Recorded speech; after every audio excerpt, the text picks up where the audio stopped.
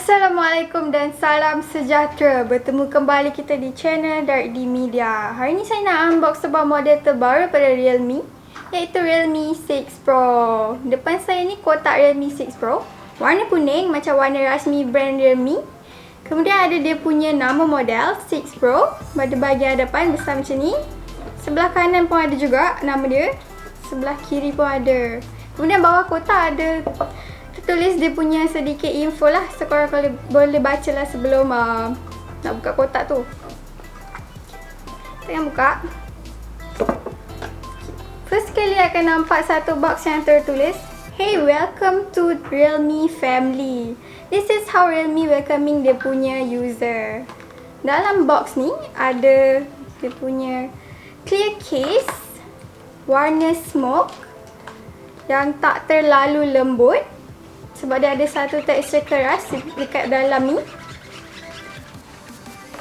Kemudian ada dia punya documentation yang selalu orang tak baca sangat. Boleh letak tepi dulu, boleh simpan, tapi make sure simpan elok sebab satu hari nanti mungkin akan berguna, sebab kat sini ada dia punya warranty card.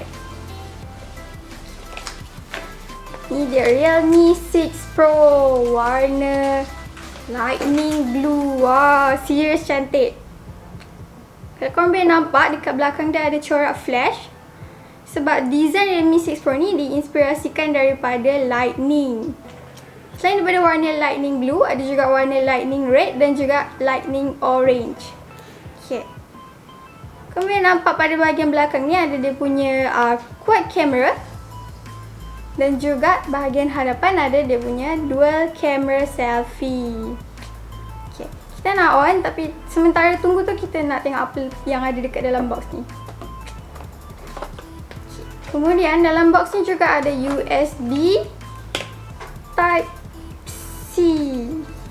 Sekarang mostly semua smartphone pun dah guna USB Type-C sebab untuk fast transfer, fast charging. Kemudian ada dia punya SIM pin injector. Okay, last sekali ada dia punya charger 30 watt fast charge.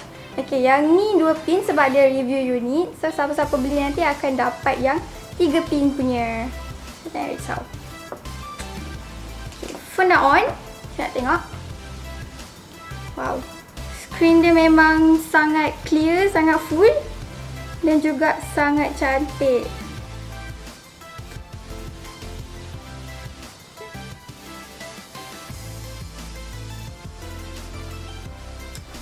Selain tu juga kan, pada pandangan saya phone ni dia agak selesa bila dipegang. So dia bukan juga, belakang dia bukan jenis yang glossy yang senang tergelincir tu. So sangat selesa. Itu saja yang ada dalam box Realme 6 Pro ni. Bagi sesiapa yang nak mendapatkan Realme 6 Pro ni, boleh nantikan update di website, Instagram dan juga Facebook DirectD. Jangan lupa like dan subscribe channel DirectDMedia. Tekan tombol loceng di bawah untuk notifikasi video yang seterusnya. Terima kasih kerana menonton. Jumpa lagi. Bye!